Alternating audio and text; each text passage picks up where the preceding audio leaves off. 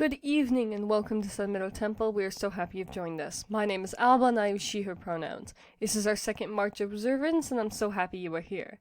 As always, the service will be recorded and posted on our YouTube channel.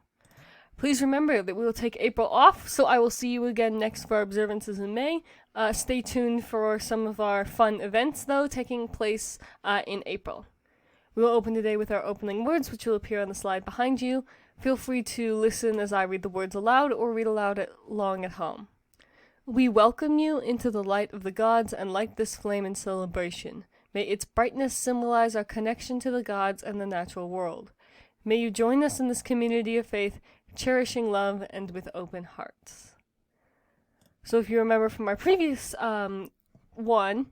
observance, there we go. Our theme for this month is the necessity of purpose, and we have two readings today, one from Aesop's Fables, translated by V.S. Vernon Jones, and one from the Havamal, translated by A.H. Bellows. We also have a special new thing that some of you might have heard about that we're doing, but I will give you more information on that when it starts later on. So we're going to start very quickly with Aesop's The Peasant and the Apple Tree, and yeah, I will see you then later. A peasant had an apple tree growing in his garden, which bore no fruit, but merely served to provide a shelter from the heat for the sparrows and grasshoppers which sat and chirped in its branches. Disappointed at its barrenness, he determined to cut it down, and went and fetched his axe for the purpose. But when the sparrows and the grasshoppers saw what he was about to do, they begged him to spare it, and said to him, "If you destroy the tree, we shall have to seek shelter elsewhere, and you will no longer have our merry chirping to enliven your work in the garden." He, however, refused to listen to them, and set to work with a will to cut through the trunk. A few strokes showed that it was hollow inside and contained a swarm of bees and a large store of honey. Delighted with his find, he threw down his axe, saying, "The old tree is worth keeping after all." And I know Aesop's Fables are very, very short, so we'll now move into our section from the Havamal, and I promise our special thing is long, so you'll have a lot of fun with it. A measure of wisdom each man shall have, but never too much let him know. Let no man the fate before him see, for so is he freest from sorrow. A brand from a brand is kindled and burned, and fire from fire begotten. And man by his speech is known to men, and the stupid by their stillness. He must early go forth, who fain the blood or goods of another would get. The wolf that lies idle shall win little meat, or the sleeping man success. He must early go forth, whose workers are few, himself his work to seek. Much remains undone, for the morning sleeper, the swift is wealth half won. Of seasoned shingles and strips of bark, for the thatch let one know his need, and how much of wood he must have for a month, or in half a year he will need. Washed and fed do the council fare, but care not too much for thy clothes. Let none be ashamed of his shoes and his hose, less still of the steed he rides, though poor be the horse he has. When the eagle comes to the ancient sea, he snaps and hangs his head. So is a man in the midst of a throng, who few to speak for him finds. To question and answer must all be ready who wish to be known as wise. Tell one thy thoughts, but beware of two, all know what is known to thee. The man who is prudent a measured use of the might he has will make. He finds when among the brave he fares, that the boldest he may not be. So that was our ending section of the Havamal. We will now begin our new fun thing, which is entitled, I Wrote a Lecture. Basically, this will be me writing and explaining different philosophies, myths, or other information. Today, we'll be doing a large sampling of philosophy in a very short period of time. And if you like one of these ideas, I highly encourage you to look it up yourself. And then if you like this whole system, I plan to expand this into other areas. So please definitely in the comments let me know what you think.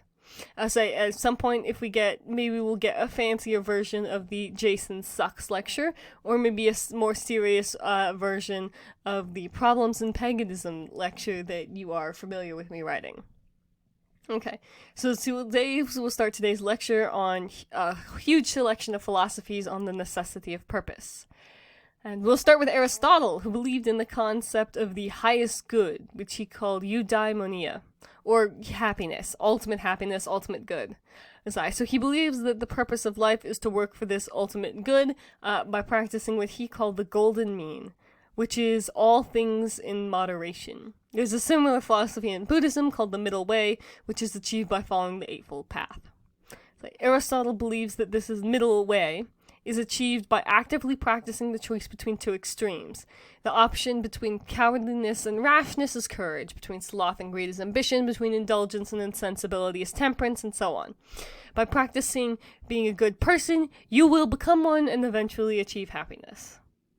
So Epicurus has similar beliefs, and I believe is a student of one of his students, but states that the absence of fear and pain are happiness. So as such, he believes in abstaining from sex and other appetites, focusing on achieving knowledge and friendship and virtuous living to be happy.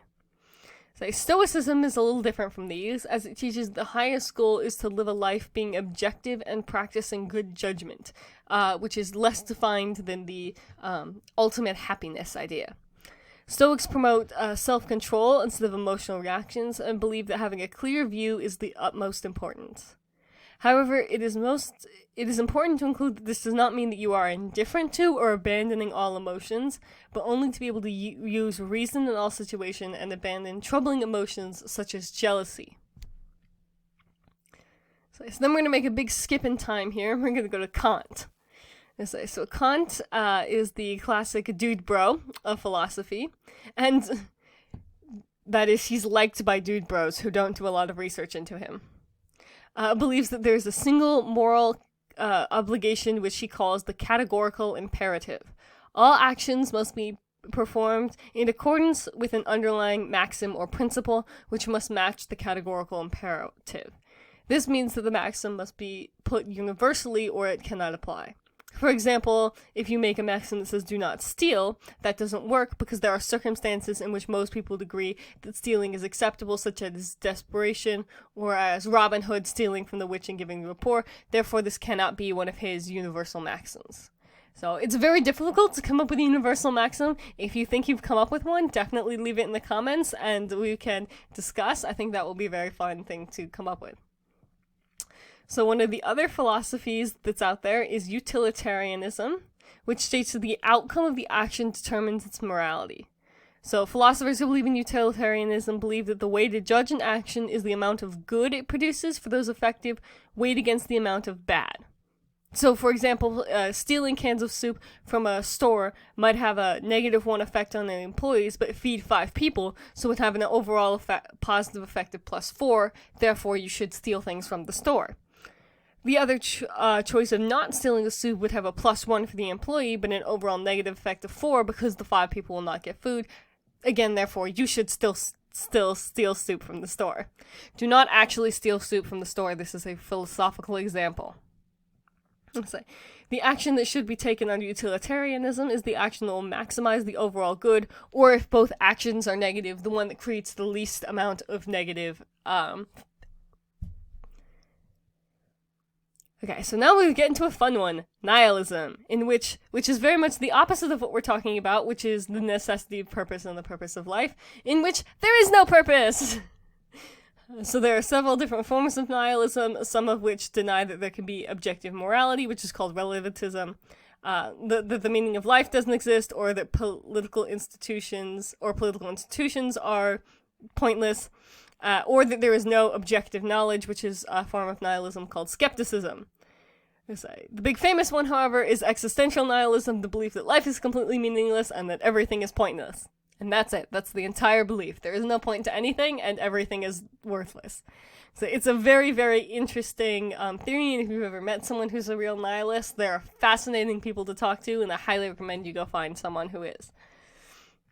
So next we have existentialism, which basically came about because nihilism was too depressing. So nihilism emerges at the turn of the 19th century as we're watching sort of the end of the Gilded Age and all of these things. Turn of the 20th century, not 19th century, as watching the end of the Gilded Age, and all of these, horrible things are happening in factories in the US, and we're seeing all of this suffering, and so that's where nihilism emerges from, and so existentialism emerges as a response to that because it was too depressing. So existentialism overall posits that each person makes their own purpose in life. As such, the most important things you can do are take action, and have freedom and make decisions and rely on the idea that existence precedes essence. So in other words, people develop as they grow and make choices. Other philosophies rely on essence preceding existence, which we'll cover a little bit later. And then there are several types of existentialism, and emerging from that, we have something called absurdism, which posits there are three ways to address the absurdity and chaos of the universe not having a purpose. The first is suicide, which everyone thinks that this is just a truly terrible option, pretty much. It's universally, you're not doing anything, it's not a great philosophical viable option.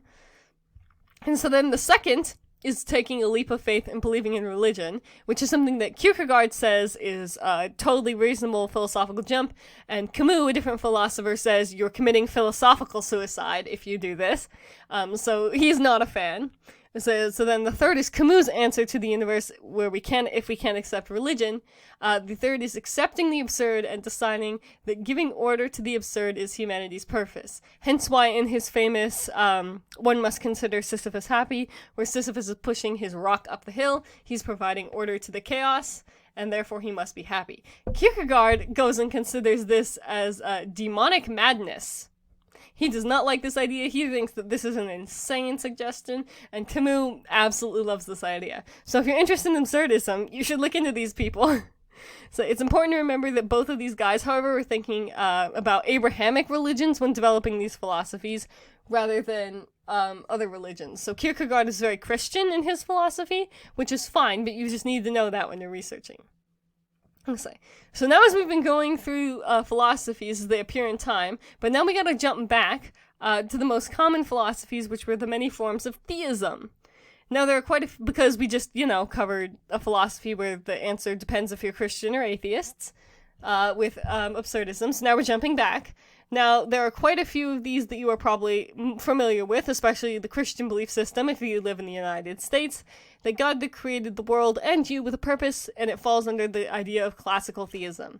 In classical theism, God is omnipotent, omnibenevolent, omniscient, omnipresent, eternal, immutable, which means unchanging, and transcendent. This is the most widespread philosophical belief about the universe. In this belief, most times, essence precedes existence, which is different from existentialism, though this is not true for all of them. Following this belief, means that believing in and following God is the purpose of life and is present in most Abrahamic traditions in some form. They all generally have their own interpretation of this claim.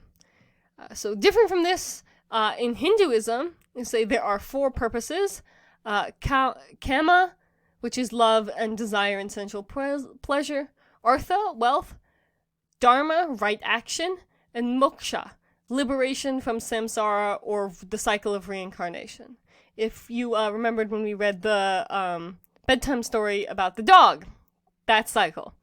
The soul, or Atman in Hindi, attempts to achieve these things by going through the cycle of samsara and the system of karma. Buddhism is similar to Hinduism, where the purpose is to reach enlightenment or nirvana, but this one follows the previously mentioned Eightfold Path, which is very similar to Aristotle's the Golden Mean. Sikhism believes that any religious person can achieve salvation on any path.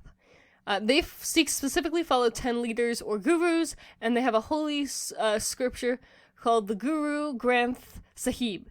I did Google how to pronounce this, and I hope at least I was close. I was not. No, I tried. God is non-anthropomorphic and can be known in some way by all people. Let's say Sikhs follow spiritual teachings, but also encourage knowledge and, most importantly, positive action. Taoists believe that all beings should return to the oneness of the universe through self-realization and work and self-improvement, or work to improve on self. And then Confucianists believe that humans have both negative and positive influences, and that education, reasoning, and friendship should be used to minimize the negative influences. So, and last but not least from this category of religions where we jumped back, we have Shintoism, which believes that death is pollution and that people should survive forever in the divine, and that life's suffering is the suffering of the divine spirit in search of coming to this goal in the objective world. So, I know that was a lot, so I promise we'll have time to process and talk about it later. We're now going to swing back around to modern philosophies, and we're going to start with secular humanism. So this philosophy believes that human beings are biological organisms, and that any supposed supernatural knowledge, like in many of the previous ones we covered, is not real. They believe that experimentation, observation, and the scientific method are the only way to determine facts and reality. Humanism posits that the human personality and ethical behavior is the determining factor and purpose of the universe. It promotes the good of all people. And finally, the last one we're going to cover, and the most modern philosophy, is postmodernism. The belief that institutions and language of human society give life meaning, and the purpose is to analyze or critique that meaning, or think about it, rather than to decide if any of these meanings are actually the true one. Now, you're probably wondering what on earth a lot of this has to do with what we talked about in the last observance. So, last observance, we got Hesiod's reasons for why we had to indulge in labor, and why it was specifically the discussion of the 5 ages of man, and why it was important that small labors, I wrote this in a very confusing way, and why small labors are just as important as large ones. So this week we heard the story of the apple tree and the peasant about the value of different purposes. And the Havamal discussing when to work, and then our whole list of different philosophies and religions. Well, the point is the discussion about purpose, obviously. As you can see, humans have needed and been discussing purpose throughout all of time and all cultures. And while sometimes this has been a big discussion of the purpose of humanity, such as in theism, other times it has been a small discussion about the individual's purpose, more similar to existentialism. However, purpose has always been something that humanity craves and tries to find. From this simple fact, we can gather that purpose is a human necessity. Paganism is an interesting religion in the sense that there is no one singular purpose given, even in each path. There is not a singular philosophical purpose given.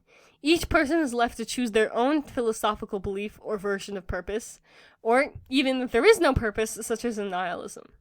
There are classically theistic pagans, existentialist pagans, and a whole host of other philosophical varieties in paganism. In this sense, paganism is very existential because everyone is choosing their own philosophy. So with this knowledge that you now have, I invite you to consider your own version of purpose. Maybe it could be, following the will of the fates, or knitting. Knitting is good too. Or once again, no purpose at all. Should we prioritize rational thought or pleasure? Should we find what brings joy? What is your purpose? Do you find it in religion, in teaching, in thought, in art? What part of all of these beautiful different thoughts and tapestries of humanity do you reside in, and how do you spin your thread? We will now move into the ritual portion of the observance, and I will play the video.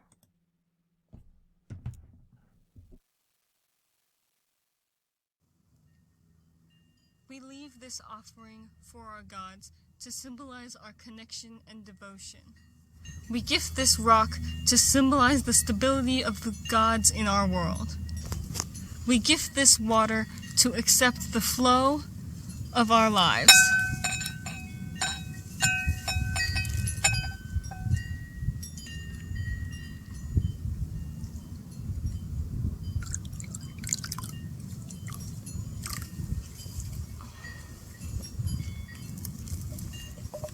We welcome life and bless our offerings with oil to share our riches.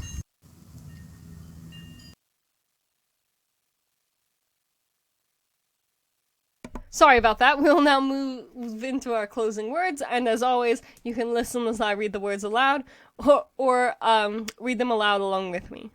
As we move out into the world, let us remember our community of faith. Cherish love and open your heart as you walk through life. Hold dear the light of the gods and our connection with the natural world. Go forth in celebration and carry the light of connection within your heart.